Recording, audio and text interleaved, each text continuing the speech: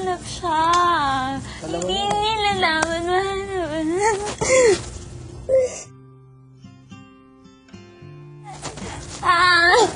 Nahihiya ako! Dalaga na si Bea. Wow! Ano ba? Ba't ako dalaga? Paano mo ka mag-cry? Hey, how are you? Dito, nandito. Nandito, Bea. Nandito. Bea, nandito. Fine young lady. Walang coach and I'm very proud of you. No, may pagkukulang ako sa'yo dati. Ano ba yun? And I'm sorry for that. Wala akong pagkukulang! And I hope, sana bigyan mo ito ng isa pang chance to make up. Hindi na nahiya. O national television, nagsasalita ka ng ganyan. Naging boyfriend mo ba yung lalaking yan? Oo.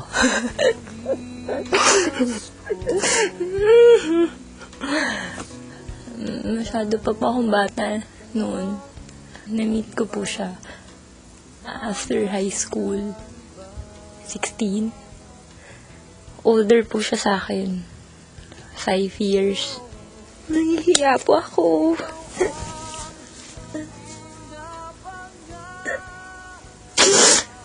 Nahihiya ako.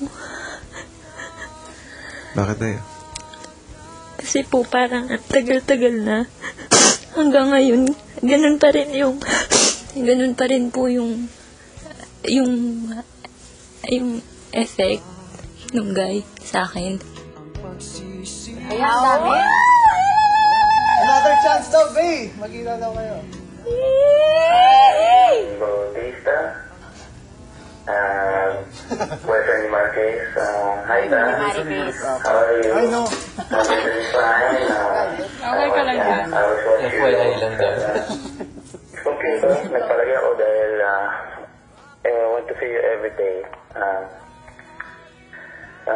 Laksan mo lang lagi loob mo. Masaya po na narinig ko po yung boses niya, ganun. Nakaka-comfort po. Pero, paminsan pa kasi yun nga po, naalala ko yung mga ganun na bagay. Mukhang may positibong epekto kay Mary Chris ang pagkarinig niya sa tinig ng kanyang mahal sa buhay dahil ang isa sa kanyang minamahal sa bahay, ang nakaalitang si Dion, ay kanyang niyakap. Hindi, embrace lang kita. Basta. Sorry. Pag hindi kita naintindihan. Okay?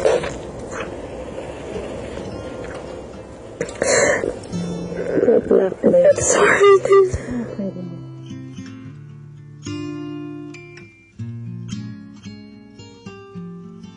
Ano nga kaya ang mangyayari sa makasaysayang kaganapang ito sa telebisyon? Narito, panoorin niyong lahat. Handa na si Big Brother na ipakita sa buong mundo na angat ang housemate na Pilipino.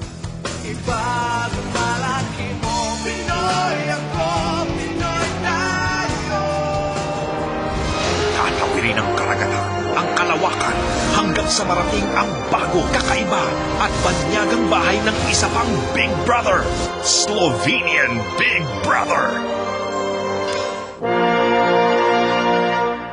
Katabi ng bansang Italia, ang Republic of Slovenia, matatagpuan sa puso ng Europa.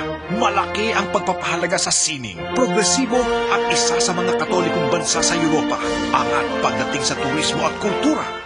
Dito dadalhin ang isa sa mga Pinoy Big Brother housemate. Titira sa bago at ibang bahay, malayo sa nakagisnan at sa housemates na nakasanayan. Makikisama sa housemates na dayuhan para sa kanya. Sa housemates na dayuhan din ang turing sa kanya. Pero hindi pa sa pagpapadala ng Pinoy housemate natatapos ang napakalaking sorpresa ni Big Brother. Dahil isa naman sa mga housemates sa Slovenia, maninirahan din sa Pinoy Big Brother house. Paano gagawin ang palitan ng housemates? Ano-ano ang malalaking mangyayari sa dalawang magkalayong Big Brother house? At bago ang lahat ng matitinding kaganapan, sino nga ba sa mga nalalabing housemates ang lilipad patungong Europa at maninirahan sa Big Brother house sa Slovenia? Mas matitindi na talaga ang mga hamon at mas malupit na talaga si Kuya. The Big Brother Swap sa nag-iisang teleserye ng totoong buhay, Pinoy Big Brother. Brother Season 2.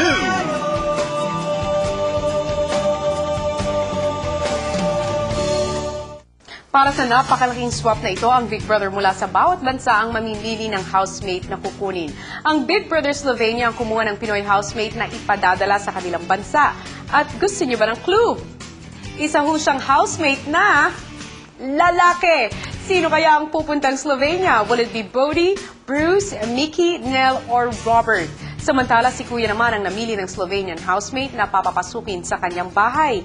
Will it be Alan, Andre, Jasmina, Miha, Sonia, Sting, Susanna, Tina o Tiasa? Abangan ang pangalan ng mga housemates na magsaswap at iba pang mga detalye sa susunod na araw. Samantala, balikan muna natin ang mga kaganapan kagabi sa bahay ni Kuya. Nagkabati na nga sina Chris at Dion. Pero paano naman sina Wendy at Dion? Matapos ang eviction ni Kian ay nagkausap na ang dalawa at narito ang kaganapan. Panuorin niyong lahat. Habang dinaramdam pa rin ng mga housemates ang pag-alis ni Kian, minabuti ni Wendy at Dion na pag-usapan ang kanilang di pagkakaunawaan. Gusto ko lang mag-sorry. Ilang araw na talaga kita gustong ihag. Ilang araw na ako gustong makipagkulitan ulit.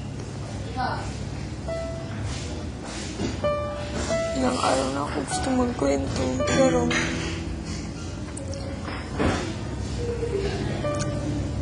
wala. Napakaduwag ko.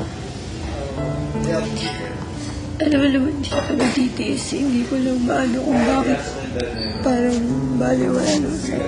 Alam mo, feeling na sisipti ka malapitan. Hinihintay lang kita. Kasi I've done my part. Ilang beses kitang tinanong. Hindi ko alam ako ba't hindi mo makuha yung initiative na kahit na talk to me, makakuha ng chance na alam mo, graduate ako, i-congratulate mo lang ako. Alam mo, hindi kita matitiis, pero parang wala lang sa'yo. Parang gusto mo ako pa din. Sa isama pa dati, close tayo. Ano bang ginawa ko para hindi na tayo maging close? Ano bang nagawa ko sa'yo para Kaya nga nagsasorba ko sa'yo ngayon. Galit ako ba? Hindi ko alam. Siguro hindi galit. Siguro conscious lang. Let's just say na hindi ko rin malalaman yung mga answers now. Pero, syempre, ayoko ganito tayo. And, congrats. Congrats, Tim.